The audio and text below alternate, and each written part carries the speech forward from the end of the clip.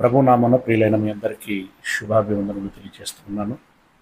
ప్రియులరా, గడిచిన వారంలో దేవుడు సెలవిచ్చిన హత్యలు అనేటువంటి అంశంలోని మొదటి భాగాన్ని ధ్యానించి ఉంటున్నాం.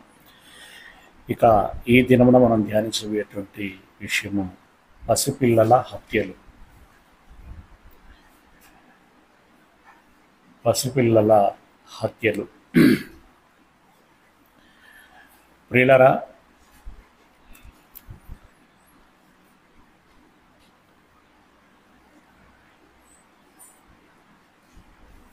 దేవుడు ఆయా దేశాలలో ఉన్నటువంటి అన్యులైనటువంటి వారి యొక్క దేవాలయములను, విగ్రహములను ఎందుకు పడగొట్టమన్నాడు, పడగొట్టించాడు. అలాగే వారి పురుషులని, స్త్రీలని ఎందుకు చంపమన్నాడు, చంపించాడు అనేటువంటి విషయాన్ని ఆలోచన చేసి ఉంటున్నాం. ఇక ఈ దినమున సరే, పెద్దవారు అని అంటే ఏదైనా తప్పు చేశారు, నేరం చేశారు కాబట్టి దేవుడు ఆ విధంగా శిక్షించాడు అని అనుకోవచ్చు. కానీ పసిపిల్లలు ఏం చేశారు, వారిని చూస్తే మనకే జాలి వేస్తుంది, కనికరం కలుగుతుంది. అపశుభం తెలియనటువంటి పిల్లలను అంత క్రూరంగా ఒక రాక్షసుడు చంపినట్లుగా దేవుడు చంపటం ఏంటి అనేటువంటి ఆ మాట నిజంగా మనకు కూడా, అరే పిల్లలను చంపటం, ఇప్పుడు పిల్లలని చంపటం మీకు సబబేనా అని ఎవరైనా మనల్ని అన్నారనుకోండి, మామూలుగానైతే మనకు ఏ మాట వస్తుంది? పసిపిల్లలని చంపకూడదు, పసిపిల్లలు వారు ఏమీ తెలియనటువంటి వారు, అమాయకులు అని చెప్పి మనం మాట్లాడటం అనేటువంటి జరుగుతుంటుంది. మరి అలాంటప్పుడు దేవునికి ఆలోచన లేదా? దేవుడికి మనసు లేదా? దేవుడు మంచివాడు కాదా? దేవుడు ఎందుకు పసిపిల్లలను చంపించినట్లు అనేటువంటి విషయాన్ని మనం ఆలకించాల్సినటువంటి వారమే ఉంటున్నాం.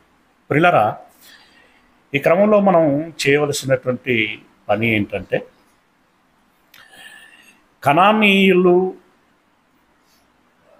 కనాను దేశములో వాసం చేస్తున్నటువంటి వేళ అబ్రహామునకి మాటిచ్చి, అంటే ఇక్కడ ఉన్నటువంటి వారి యొక్క పాపం పండేంతవరకు నీ పిల్లలు బయట ఉంటారు, ఆ తదనంతరం 4వ తరం వారు ఇక్కడికి వస్తారు అని చెప్పడం జరిగింది. ఆ 4వ తరమును మోషే నాయకత్వంలో రప్పిస్తున్నటువంటి తరుణంలో వారికి చెప్పినటువంటి మాట ఏంటి అనంటే, కనానీయులు వారు మంచివారు కాదు, వారు పాపం చేసేటువంటి వారు, వారు సృష్టమును పూజించేటువంటి వారు, ఆ పూజల పేరట రకరకాలైనటువంటి తప్పిదములకు పాల్పడేటువంటి వారు గనుక వారు ప్రమాదకారులు. మరి మీరు ఆ దేశములోనికి వెళుచున్నారు కాబట్టి వారిని ఎవరిని ఉండనిచ్చినా కూడా మిమ్మల్ని వారు మార్చేస్తారు, అంటే మిమ్ములను వారు చెడగొడతారు. కాబట్టి వారిలో ఏ ఒక్కరిని ఉండనీయకుండా చంపేయండి, మొదటిది. రెండవది, దేశములో ఉండనీయకండి, అంటే తరిమేయండి అనేటువంటి మాట చెప్పడం జరిగింది. అంటే పూర్తిగా ఆ దేశంలో ఏ ఒక్కరు కూడా ఉండనీయకుండా తొలగించండి అని అన్నాడు. ఎందుకు ఈ మాట అన్నాడు? ఇదివరకు మనం చెప్పుకున్నటువంటి పాఠాల అనుభవాలను బట్టి ఇందాకే చెప్పినట్టుగా వారు వారి పాపములను పరాకాష్ఠకి తీసుకెళ్ళారు. కాబట్టి దేవుడు ఆ మాట సెలవిచ్చాడు. సెలవిచ్చినటువంటి ఆ మాటను మనం ఒకసారి చూడగలిగినట్లయితే నిర్గమకాండము నిర్గమాకాండము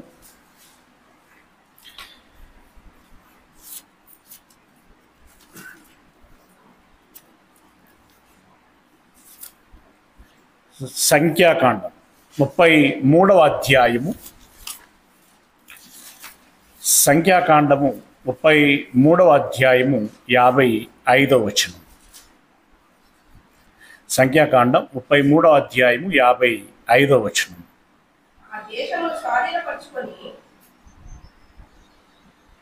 33:55 వచనం.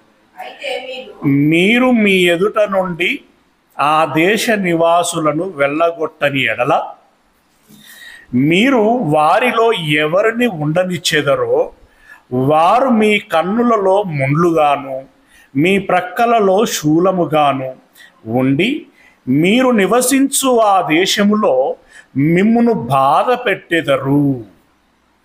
మరియు నేను వారికి చేయతలంచినట్లు మీకు చేసేదనని వారితో చెప్పుము అని అన్నాడు. అంటే దేవుడు మోషేకు సెలవిచ్చి వారికి చెప్పుమని చెప్పినటువంటి మాట ఏంటంటే, వారిని మీరు బొత్తిగా వెళ్ళగొట్టాలి. పై మాటల్లో ఆ మాట ఉంటుంది.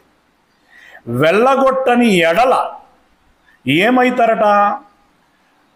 కండ్లలో ముండ్లవుతారు అని అన్నాడు. ఒకసారి ఆలోచించండి. కంటిలో ముళ్ళుతో గుచ్చుకుంటే ఎలా ఉంటుంది? హాయిగా ఉండదు కదా, చాలా పెయిన్ఫుల్గా ఉంటుంది, చాలా బాధగా ఉంటుంది, కష్టంగా ఉంటుంది, తల్లడిల్లిపోతాం. అంతేకాకుండా ప్రక్కలలో శూలముగాను ఉండి, అంటే డొక్కలలో శూలంతో పొడిస్తే పరిస్థితి ఎలా ఉంటుంది అంటే ఇవన్నీ కూడా ప్రాణాపాయమును తెలియజేస్తున్నటువంటి మాట. వారు మీ ప్రాణములకు అపాయకారులుగా ఉంటారు. కాబట్టి వారిని మీరు వెళ్ళగొట్టండి అని అన్నాడు. ఇదే పోలికలో మరొక మాట మనకి కనిపిస్తుంది. యెహోషువ గ్రంథము 23వ అధ్యాయము. యెహోషువ గ్రంథం 23వ అధ్యాయము 13వ వచనం. యెహోషువ గ్రంథం 23వ అధ్యాయము 13వ వచనం. మీ దేవుడైన యెహోవా మీ ఎదుట నుండి మీ జనములను కొట్టివేయుట మానును. మీ దేవుడైన యెహోవా మీకిచ్చినటువంటి ఈ మంచి దేశములో ఉండకుండా మీరు నశించు వరకు వారు మీకు ఉరిగాను బోనుగాను మీ పక్కల మీద కొరడాలుగాను మీ కళ్ళలో ముళ్ళుగాను ఉందురు. ఈ మాట ఎందుకు చెప్పాడు? వారు అంటే ఆ కనానీయులు మాకిష్టమయ్యారనో మాకు నచ్చారనో మేము వారితో పోతామనో వియ్యం అందుకుంటామనో వారితో కలిసి కాపురం చేస్తామనో వారిని ఉండనిచ్చుకోవటానికి మేర్వానము చూపించినట్లయితే ఏం చేస్తానంటున్నాడు? వారిని మీకు మళ్ళీ అవే వరుస పడారు. ఉరిగాను బోనుగాను ముళ్ళుగాను కొరడా దెబ్బలుగాను కొట్టేటువంటి వారు గాను ఆ పరిస్థితిలో ఉండేటువంటి వారిని గాను చేయుదును అని అన్నాడు. అంటే ఇప్పుడు ఇక్కడ సమస్య మనకు ఎలా కనపడుతున్నది, ఎలా అర్థమవుతున్నది? ఆ జనులను ఉండనిస్తే, మొదటగా జనములను ఉండనిస్తే వారితో వీరు సాంగత్యమును చేస్తారు. సాంగత్యం అంటే కేవలం పలకరింపుల వరకైతే పర్వాలేదు. కేవలం హలో అంటే హలో, హాయ్ అంటే హాయ్ అన్నంత వరకైతే పర్వాలేదు.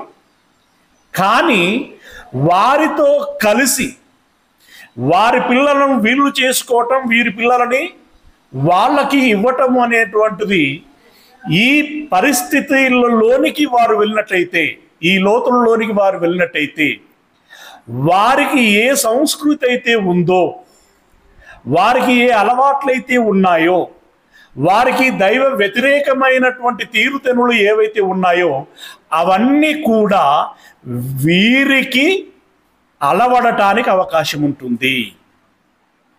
గనుక మీకు అలవడి మీరు మీ సమాజము చెడిపోవటానికి, దేవుని ఆగ్రహానికి గురవటానికి కారణమవుతుంది, హేతు అవుతుంది. గనక వారిలో మీరు ఎవరిని ఉండనీయకూడదు. ఇక్కడ వాడినటువంటి పదాలు కేవలం అర్థం చేయించడానికి వాడినటువంటి పదాలేనండి. అవి చిన్న చిన్న పదాలు. అవి కండ్లలో ముండ్లతో గుచ్చటం కానీ, పక్కల్లో శూలంతో పొడవటం కానీ, కొరడా దెబ్బలు కానీ, బోను కానీ, ఉరి కానీ, ఇవి చాలా అంటే భౌతిక సంబంధంగా చెప్పినటువంటి మాటలు అవి. కానీ వాస్తవానికి దేవుని ఆగ్రహానికి గురైతే దేవుడు విధించేటువంటి శిక్ష ఎంత భయంకరంగా ఉంటుంది. అది నరకం. అది తీవ్రమైనటువంటిది. ఇంత తీవ్రమైనటువంటి ప్రమాదానికి వీరు కారకులవుతారు. గనుక వారిని మీ మధ్యలో ఉండకుండా పూర్తిగా వెళ్ళగొట్టండి అని చెప్పాడు. వారిని మీ మధ్యలో ఉండకుండా పూర్తిగా వెళ్ళగొట్టండి అని అన్నాడు. సోకే చెప్పాడు.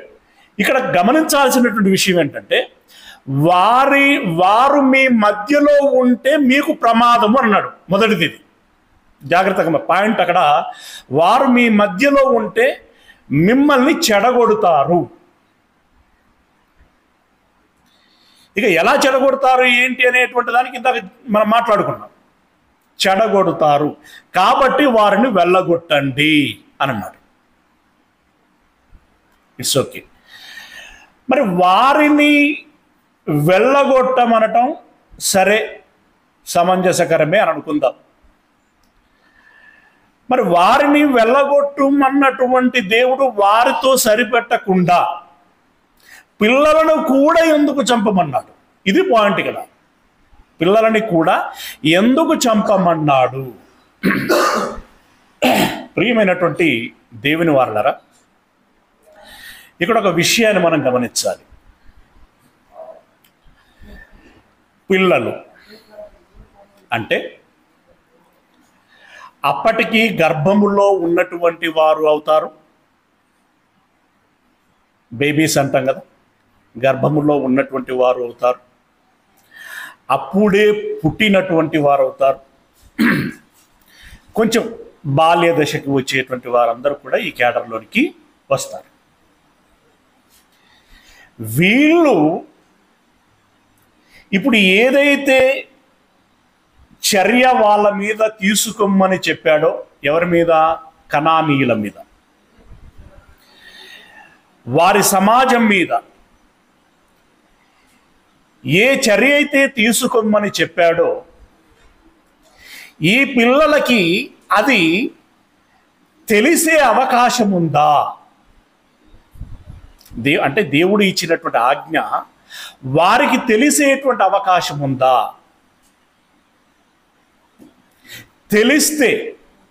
తెలిస్తే సరే, మా వాళ్ళు తప్పు చేశారు కాబట్టి దేవుడు వారిని చంపించాడు అనేంత ఉపేక్షతతో వారు ఉండగలరా?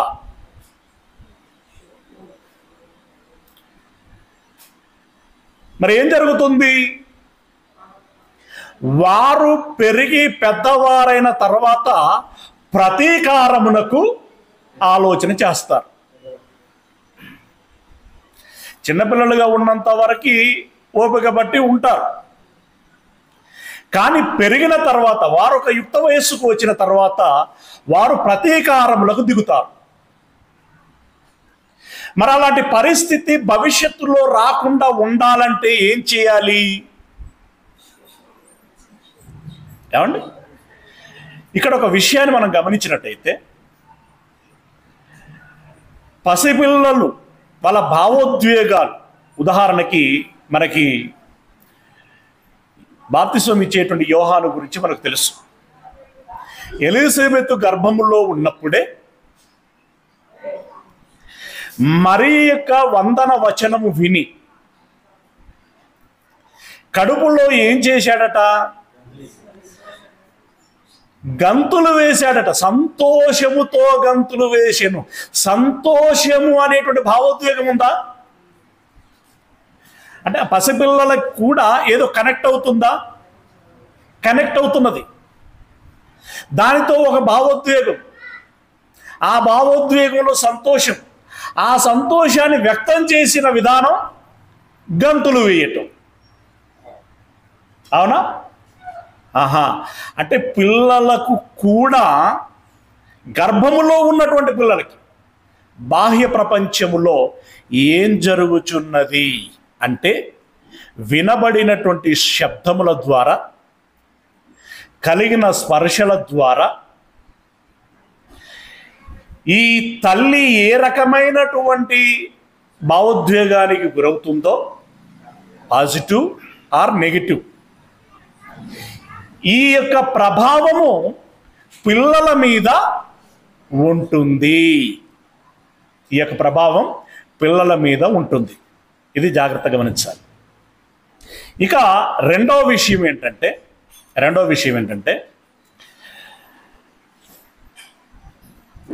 ఇస్సాకు భార్య రిబ్కా గర్భము ధరించింది.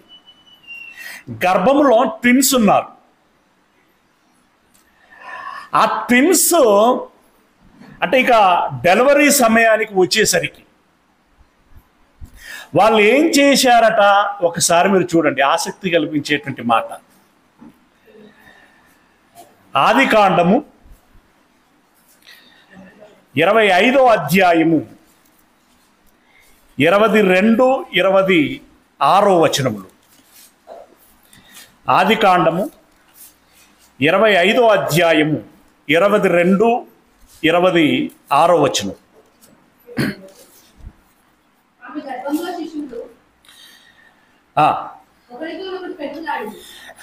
రిబ్కా గర్భములోని శిశువులు ఒకరితో ఒకరు పెనుగులాడిరి. ఎందుకు పెనుగులాడటం అంటే ఏంటండి? లాగేసుకుంటున్నారట. ఏ విషయంలో అనుకుంటున్నారు?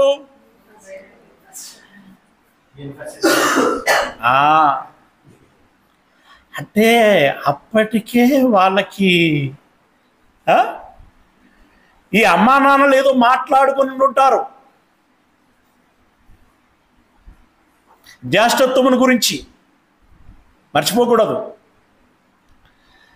లేదా వాళ్ళ తాత ఏదైనా చెప్పుంటాడు అలా కొడుక్కి, అంటే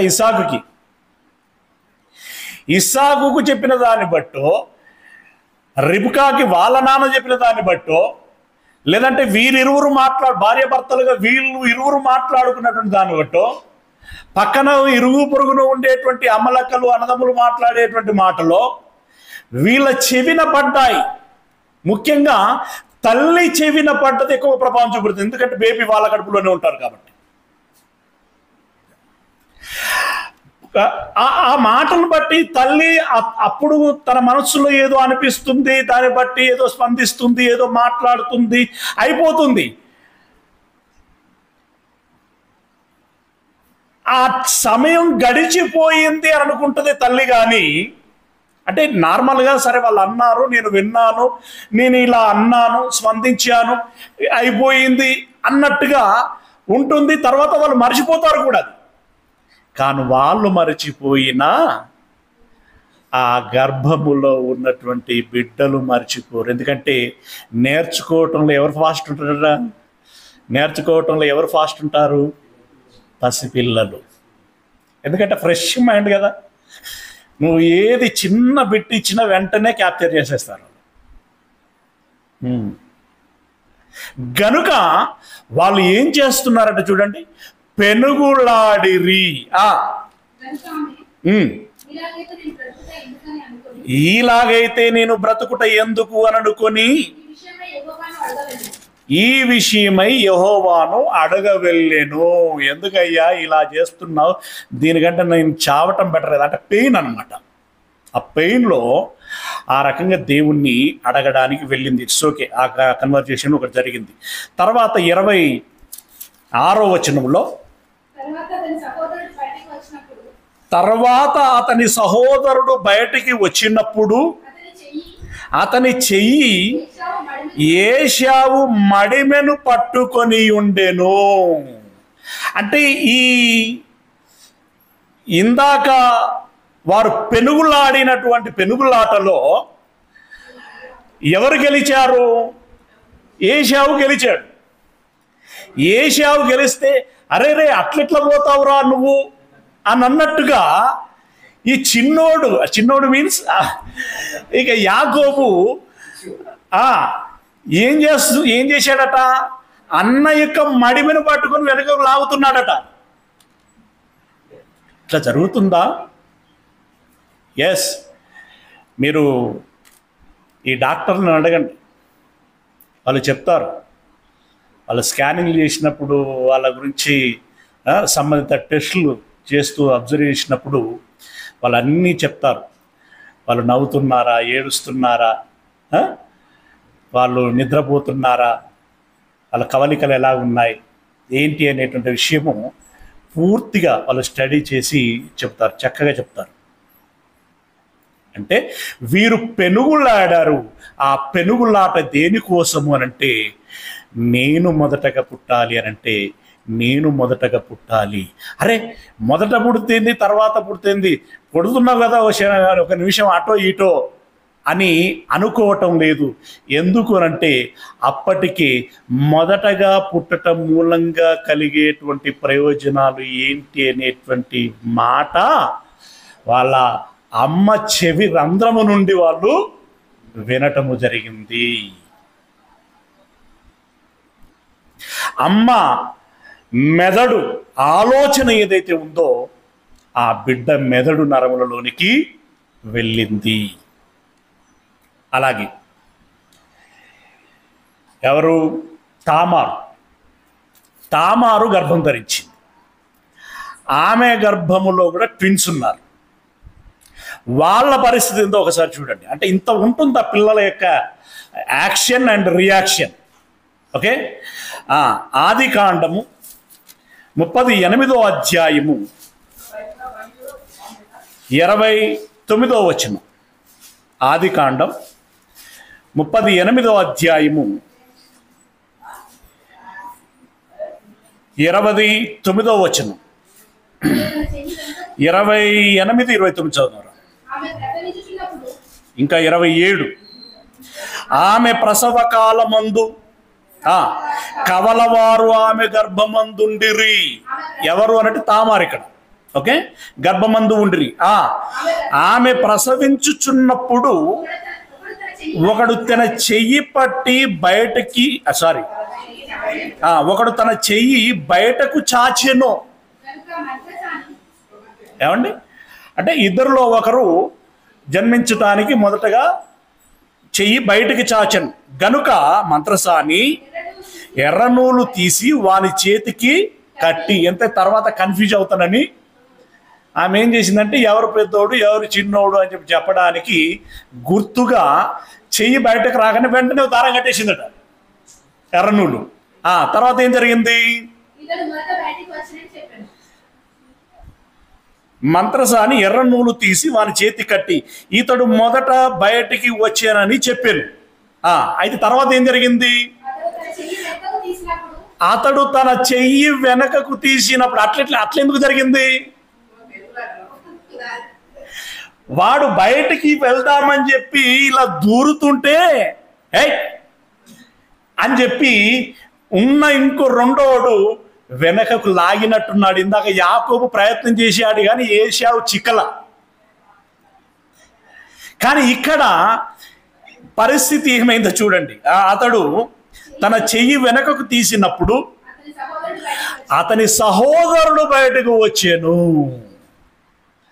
అంటే ఇప్పుడు ఈ ముందు వద్దామని ప్రయత్నం చేసినటువంటి వాడు వెనకకు వెళ్ళిపోతే మిగిలిన రెండవ వాడు బయటకు వచ్చాడు.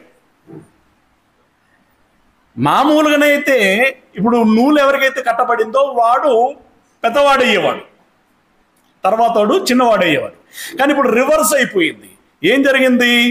తన సహోదరుడు బయటికి వచ్చాను. అప్పుడు ఆమె నీవేళ భేదించుకొని అంటే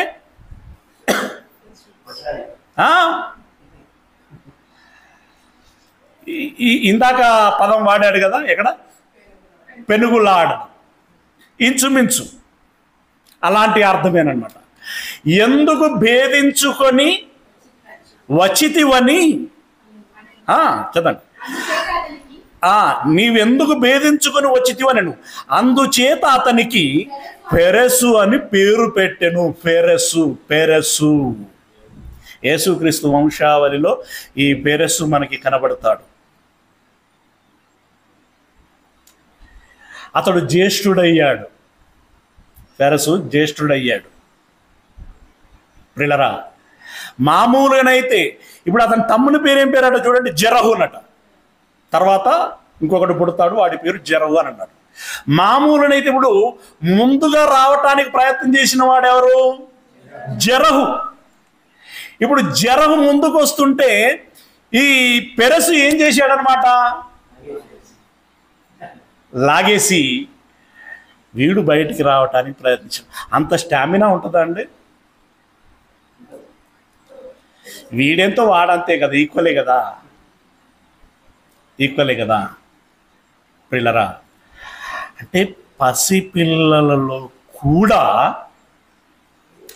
ఈ రకమైనటువంటి మనస్తత్వము చోటు చేసుకున్నది. ఒక విధంగా చెప్పాలి అనంటే ఇది ఒక విషబీజం అనే చెప్పుకోవచ్చు. ఏమండి? అంటే ఇది అంటే అంత తీవ్రంగా మనకు అనిపించకపోయినా ఇది రూట్ కాజ్ అవుతుంది. రాబోయేటువంటి ప్రమాదాలకి ఒక రూట్ కాజ్ అవుతుంది. ప్రియులరా, అంటే పసిపిల్లలలో కూడా ఈ రకమైనటువంటి మనస్తత్వము చోటు చేసుకున్నది. ఎందుకు అనంటే అమ్మా నాన్నల యొక్క ప్రభావము వాళ్ళ మీద పడింది. తల్లిదండ్రులు ఇది బాగా గమనించాల్సినటువంటి విషయం అన్నమాట. మీరు డాక్టర్స్ కూడా వాళ్ళ స్టడీస్లలో చాలా చెప్తారు.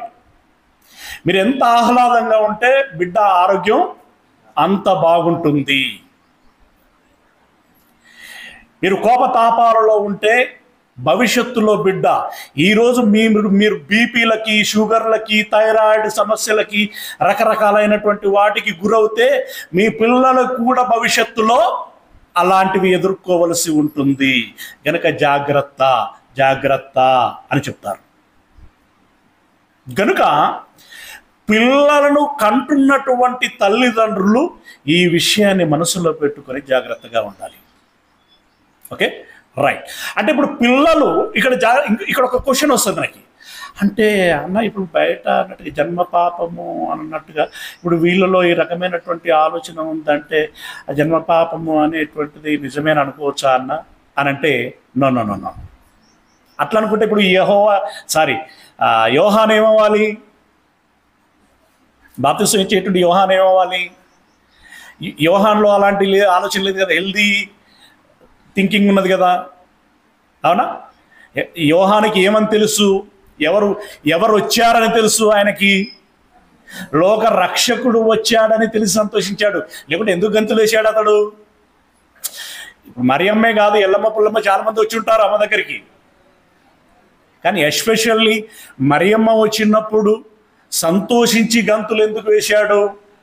రక్షకుడు వచ్చాడని. పైగా ఆయన పుట్టి ఏం చేయబోతున్నానని తెలుసు. ఆ రక్షకునికి బాట వేయబోతున్నానని తెలుసు. మరి అక్కడ ఈర్ష్య లేదే, ఆడికి నేను బాట వేయటం ఏందని, అతడికి నేను బాట వేయటం అని లేదే. ఎందుకంటే జకర్యా ఒక యాజకుడు, మంచి మనస్తత్వం ఉన్నటువంటి వాడు. అలాగే ఎలిసబెతు మంచి సుగుణవంతురాలు, అవునా? వాళ్ళ ఇంపాక్ట్ ఈ యోహాను మీద పడింది. ఆయన అంతే పాజిటివ్గా ఉన్నాడు.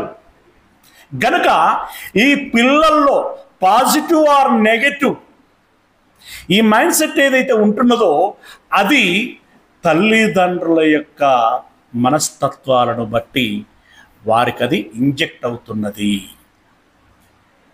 అంటే పరోక్షంగా నేర్పించినట్టు అన్నమాట. బైబిల్లో ఒక రాజును వాళ్ళ అమ్మే చెడగొట్టిందట.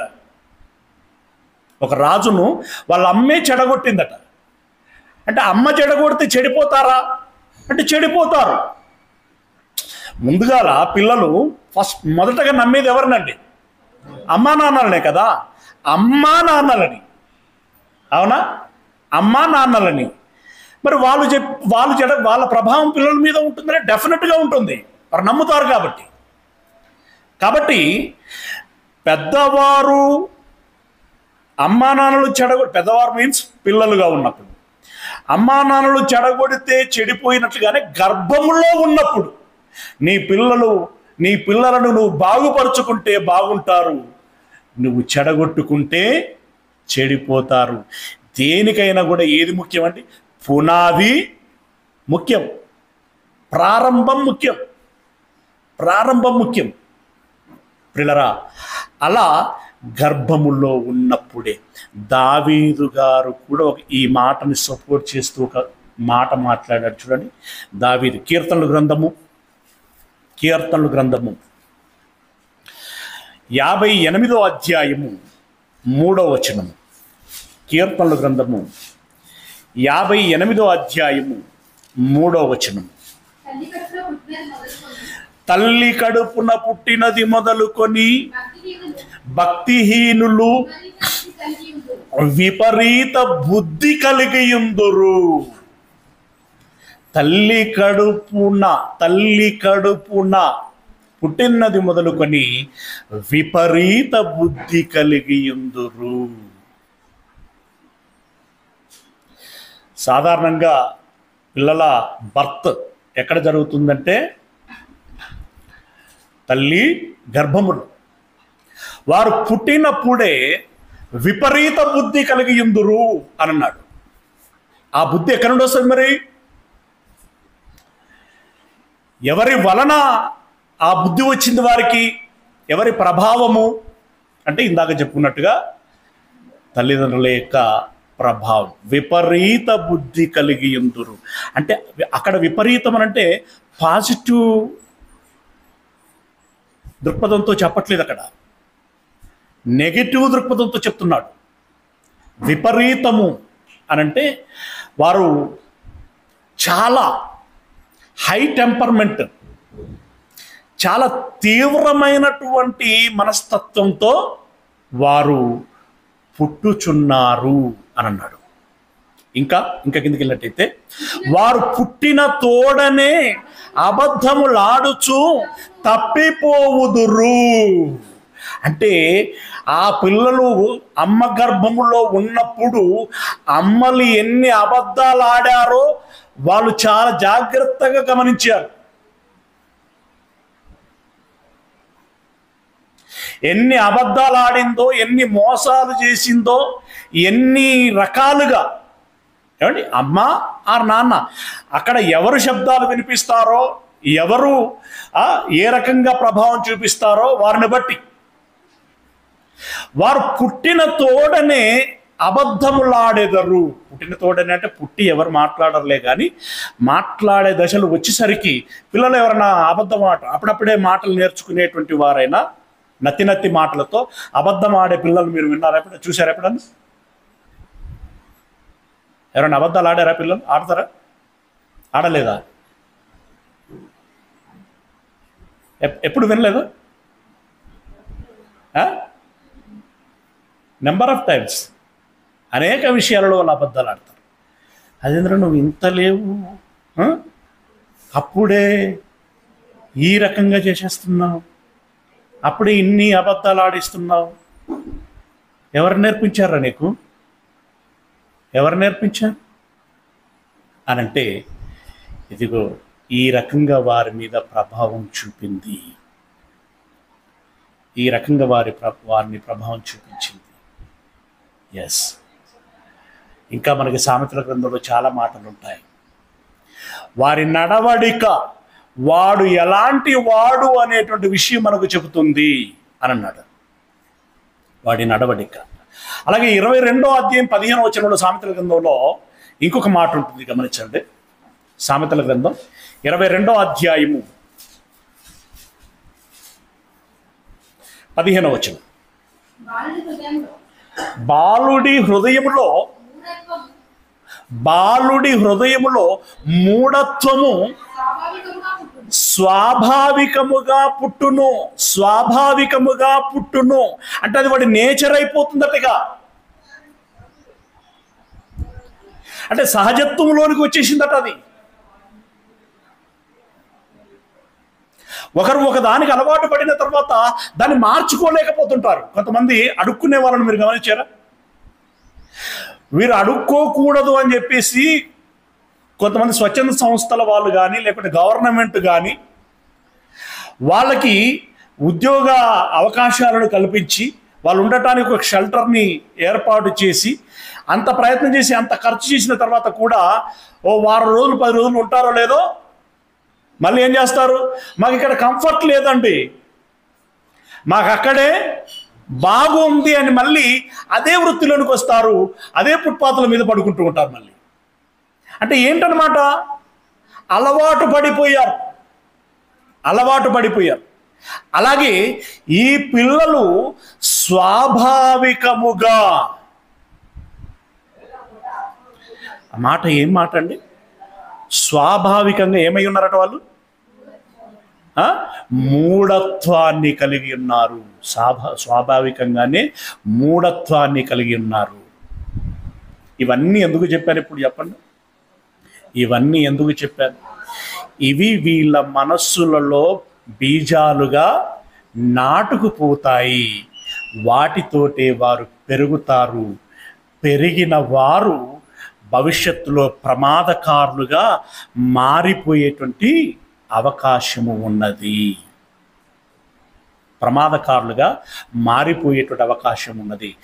గనుక దేవుడు పిల్లలని కూడా చంపేయండి అని అన్నాడు.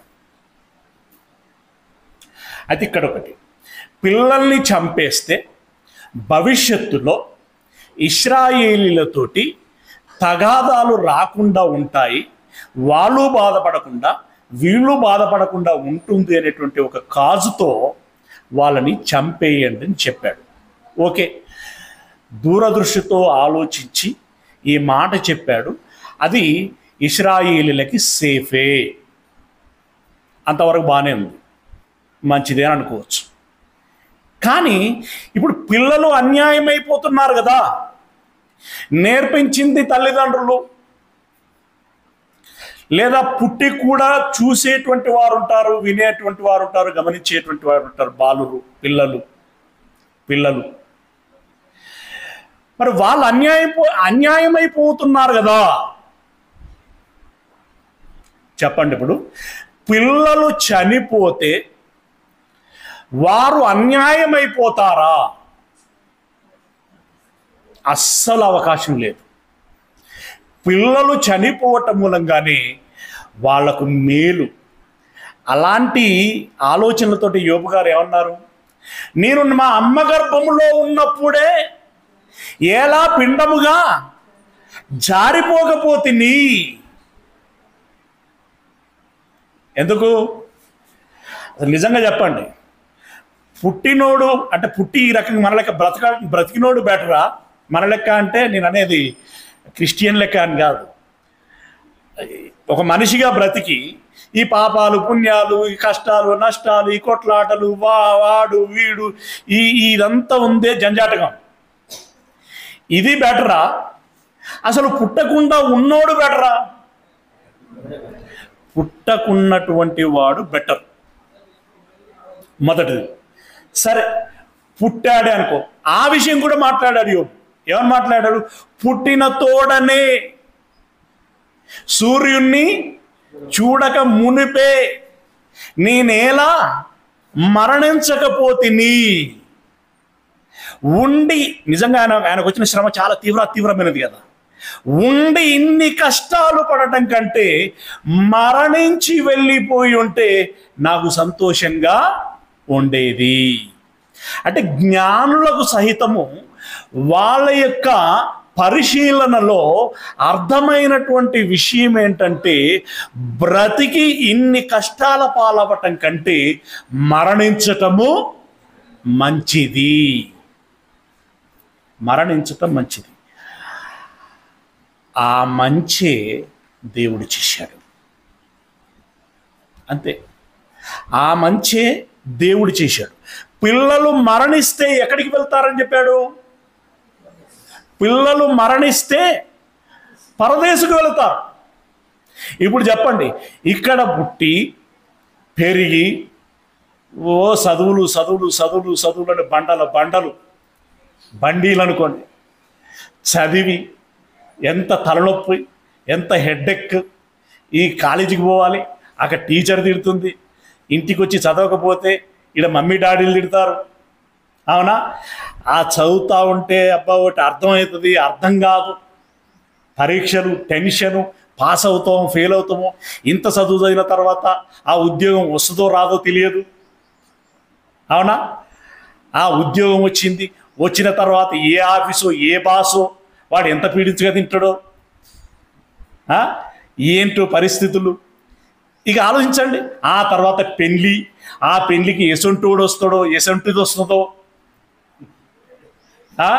ఉద్ధరించేది వస్తుందో ఊడగొట్టేది వస్తుందో, ఎన్ని టెన్షన్లు అండి. నిజంగా ఆ ప్లేస్లోనికి వెళ్ళడం కంటే దాని గురించి ఆలోచించినప్పుడే ఒక రకమైనటువంటి టెన్షన్ వచ్చేస్తుంటుంది. పరిస్థితి అంత ఉంటుంది. వీటన్నిటికంటే ఇవేవి చవి చూడకుండానే మనుష్యుడు దేవుడు నిర్దేశించాడు. అబ్రిపత్రికలో చెప్పాడు కదా, నువ్వు పిల్లవాడిగా మరణిస్తావా, మధ్యస్థుడిగా మరణిస్తావా, వృద్ధుడిగా మరణిస్తావా, మరణం అనేది ఖాయం. మనిషికి ఒకసారి మరణించటం అనేటువంటిది ఏర్పాటు చేయబడింది అని అంటాడు అబ్రిపత్రికలో.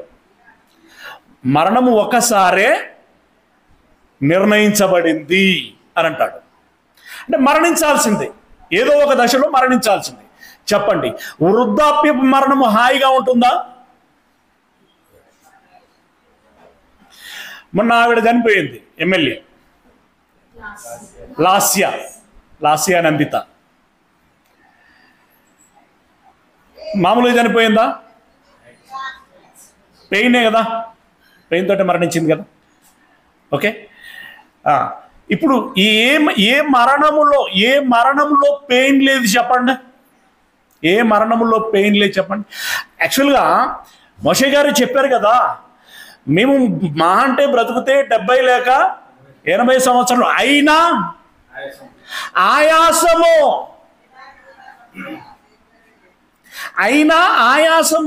ఇప్పుడు అంటే చిన్నపిల్లలు చంపబడటం, చనిపోవటం అంటే ఇప్పుడు మామూలుగా చనిపోతా అంటే ఏమనుకోవచ్చు, కానీ ఆ పెయిన్ ఉంటుంది కదా అంటూ ఉంటారు. ఈ పెయిన్ అనేటువంటిది ఏ దశలో ఉన్నటువంటి వాడికైనా ఏదో రకంగా అనుభవించాల్సిందే.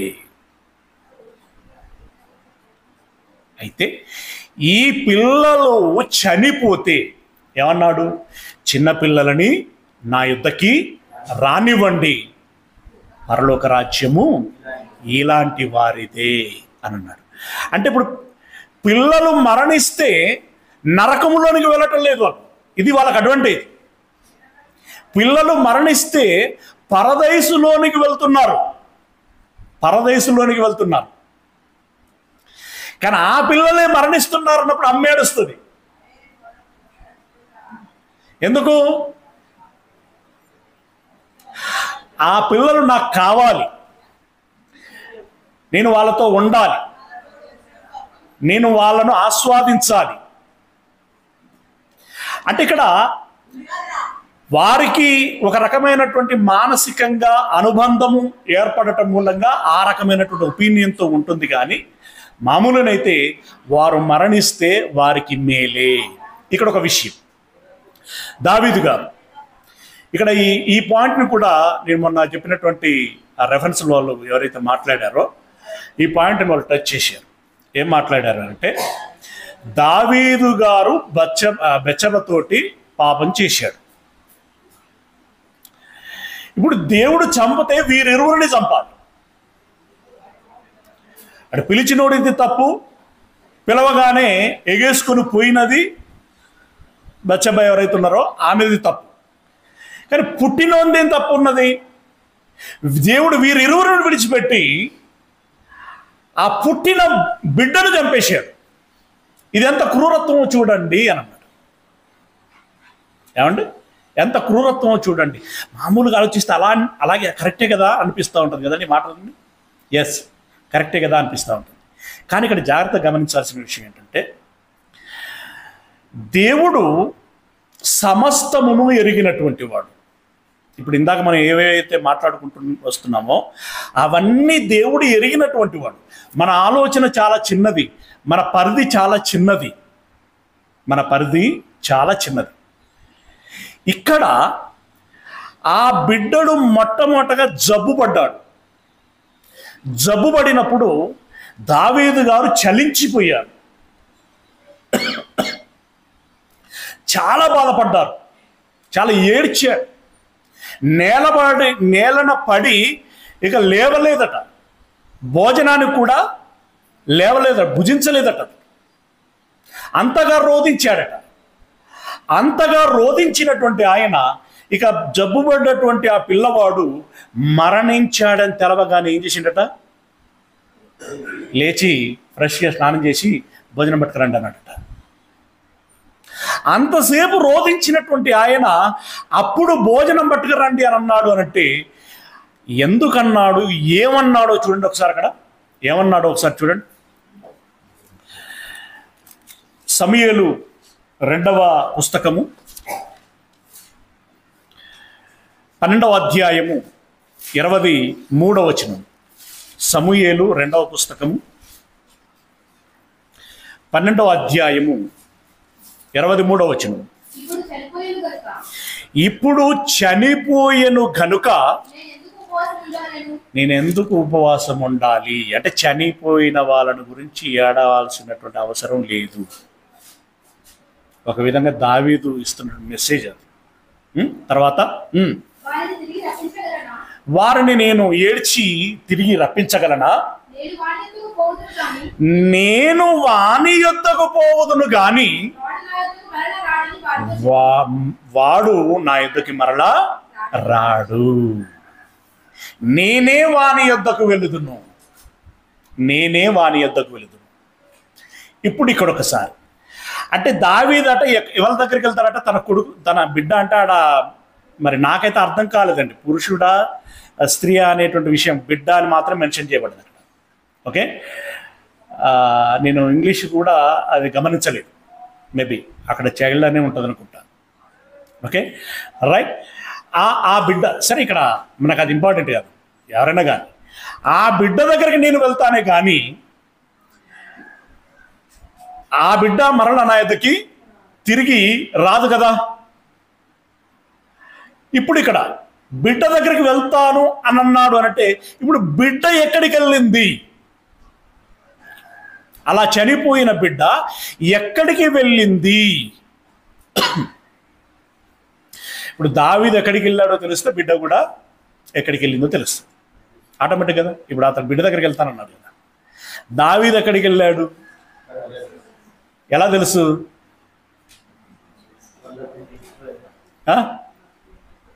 దావీదు ఎక్కడికి వెళ్ళాడని ఏం తెలుసు? మనకేం తెలుసు?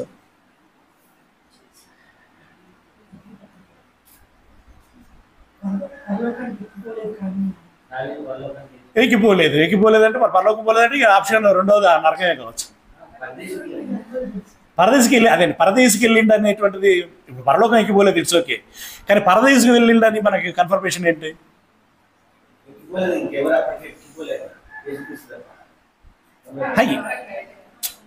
ఇప్పుడు కరెక్టే, మిగతా భక్తులు కూడా ఎవరు ఎక్కిపోలేదు. అబ్రహాము ఎక్కిపోలేదయ్యా, అబ్రహాము పరదేశంలో ఉన్నాడు, అబ్రహాం పరదేశంలో ఉన్నాడు అని కన్ఫర్మేషన్ ఉన్నది. అబ్రహాము పరలోకానికి ఎక్కిపోలేదు. ఇంకా అబ్రహాం లాంటి భక్తులు ఎవరైనా ఉంటే లాజర్ లాంటి వాళ్ళు కూడా ఎక్కిపోలేదు. కానీ అసలు అసలు పరదైసు దాకా వెళ్ళాడా దావీదు?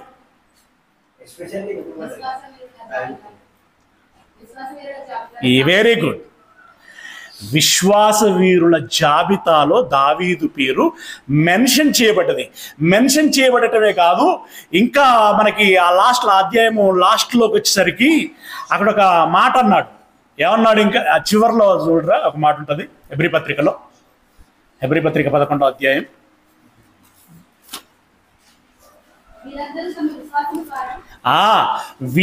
ఎన్నో వచనం? 39వ వచనం. వీరందరూ తమ విశ్వాసము ద్వారా, వీరందరూ అంటే మీద లిస్ట్ చెప్పాడంటే అందులో దావీదు ఉన్నాడు.